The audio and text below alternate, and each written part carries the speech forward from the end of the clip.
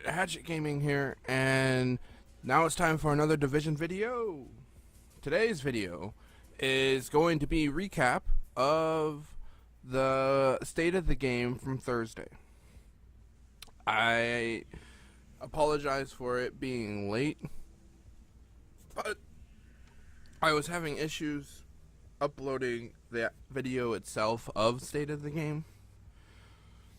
So I'm doing this recap over gameplay of what's the key factors that are going on, and we are now in full swing of a free weekend of the Division on PC. So anybody that ever wanted to get their hands a little dirty in the virus-filled New York can have their chance. They also are doing a patch on the PC client where DirectX 12 is now going to be supported. Hurrah for that. So if you have a PC capable of handling that, you will now be able to have that support and have much better graphics. Players should no longer lose control of their characters for brief moments. Also improved the high CPU usage. Hurrah for that.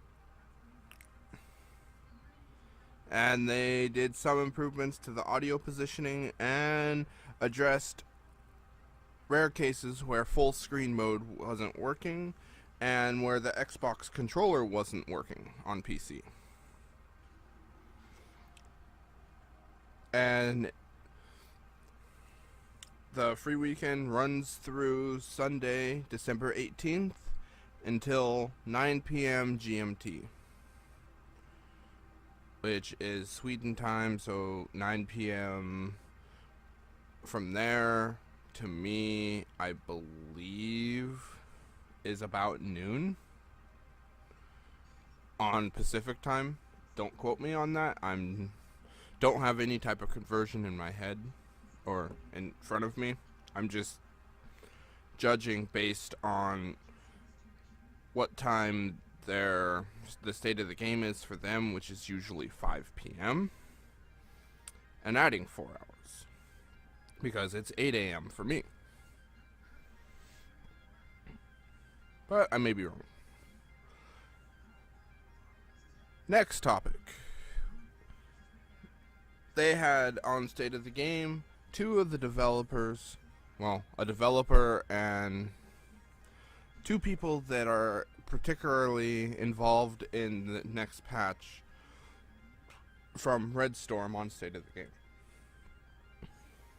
So for those of us that actually get accepted into the Elite Task Force, we'll be able to meet them next year. And they also released Survival is coming out next Tuesday on PS4, which is also going to come with a patch for fixing an error that some PS4 players are experiencing and add the support for the PS4 Pro. I'm going to be quite interested to see how well it looks on the PS4 Pro compared to what it looks like on Xbox. And apparently their ban hammer was overactive,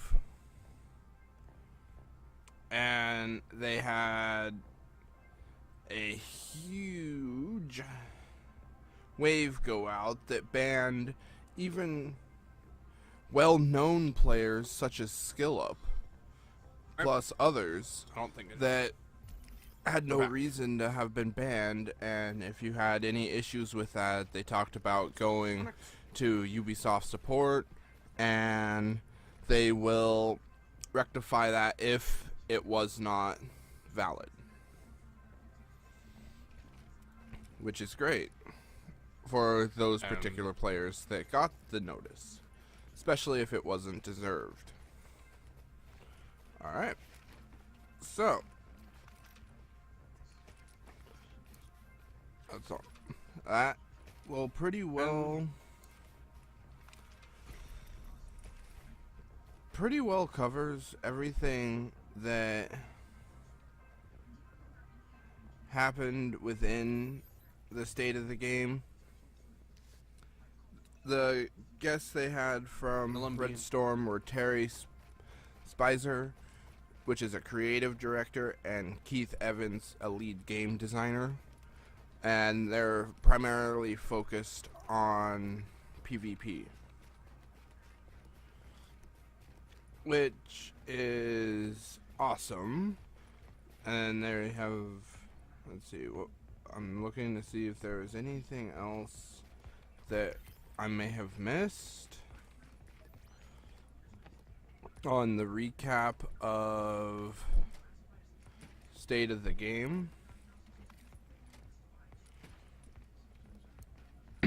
The free weekend also comes from Uplay and Steam. Both will have the game free for this weekend. They have the whole... you don't have access to the DLCs, but any progress you make during this time will actually be kept until if you decide to buy the game, which is great. So for those players that it's not going to be like a PTS where you actually lose all your progress, which is going to be entirely awesome for those particular players involved. Especially if you can get new people involved in this community and see where we're going to be able to go from here. There are also discussed leaderboards within the Dark Zone as far as what they're going to entail have yet to really been announced. So we shall have to see how those are going to actually work.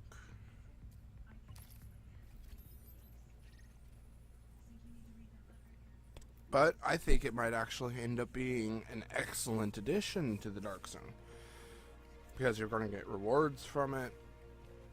It's going to give more people reason to want to PvP within the Dark Zone and see how the reward tiers are going to work, how hard you have to actually work, and if it's only going to be top tier players, or if they're going to find ways to make it where anybody will be able to get up to the reward tier, just have to try, basically. And we'll see how well that goes. This is kind of a short video, solely because it was kind of a shorter state of the game, and most of what was talked about is information that is going to be more confirmed later, probably during next week's, after Survival has been launched on PS4. And we're going to have to kind of look into what's going to happen moving forward. But leaderboards sound like a very, very positive prospect as far as moving forward with the Dark Zone. It just gives one additional thing that we have to track what's going on in there. Ouchie. Versus just going in there and getting killed by huge multi-groups. So it might end up being a good thing. We're going to have to wait and see. But this has been Hatchet Gaming, bringing to you the key points of State of the Game from December 15th, 2016. Which, from the looks of things, we only have 2 State of the Games left until the new year. And hopefully one of those will give us some information on what's going to happen with the Elite Task Force. So, we will see. This has been Hatchet Gaming, and as always, if you enjoy the little bit of recap that we had, go ahead, give it a like. Leave a comment down below on how you think leaderboards are going to work, what you think maybe the PvP balance will actually bring to the game versus where it is now. And as always, I will put a link to my Twitter, which is the best way to get a hold of me, as well as a link to my Twitch channel in the description box below, where you can catch me streaming almost every single day and be able to keep up to date with any news of either of the two channels. Make sure you follow that Twitter. I hope you all enjoy it. I'll catch you in the next one, and I'll see you in the DZ.